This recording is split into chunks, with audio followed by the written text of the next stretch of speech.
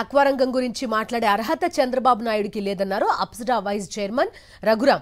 తెలుగుదేశం హయాంలో ఆక్వా రైతులకు current subsidy ఇస్తానని చెప్పి ఆఖరి సంవత్సరంలో 6 నెలలిచ్చి మరో 6 నెలలు ఎగ్గొట్టిన చరిత్ర చంద్రబాబుది అని మండిపడ్డారు. వైఎస్ జగన్మోహన్ రెడ్డి అధికారంలోకి వచ్చిన వెంటనే చంద్రబాబు ఎగ్గొట్టిన బకాయిలు చెల్లించారని గుర్తు చేశారు. 40 ఏళ్ల అనుభవం ఉందని చెప్పుకుంటూ తిరిగే చంద్రబాబు ఆక్వా యూనివర్సిటీ ఎందుకు ఏర్పాటు చేయలేదని ప్రశ్నించారు. ఈ రాష్ట్ర ముఖ్యమంత్రి వైఎస్ జగన్మోహన్ రెడ్డి గారు వచ్చాక ఈ రాష్ట్రంలో ఆక్వా రంగం కుదేలైపోయిందని వ్యాఖ్యానించడం జరిగింది.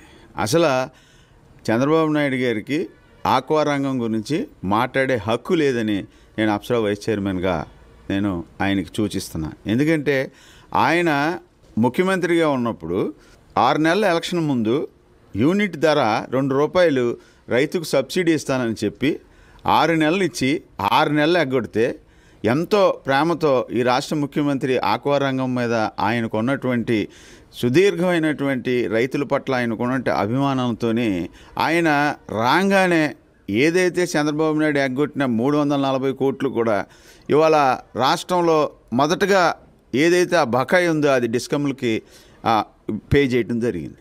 ఎందుకు డిస్కమ్లకి ఆయన చెల్లించడం జరిగిందంటే అదే వేరే ముఖ్యమంత్రి ఎవరైనా సరే ఆ బిల్లులు కూడా కొన్ని సంవత్సరాల వరకు రైతుల మీద వేసి అవన్నీ రైతుల దగ్గర వసూలు చేసేవారు.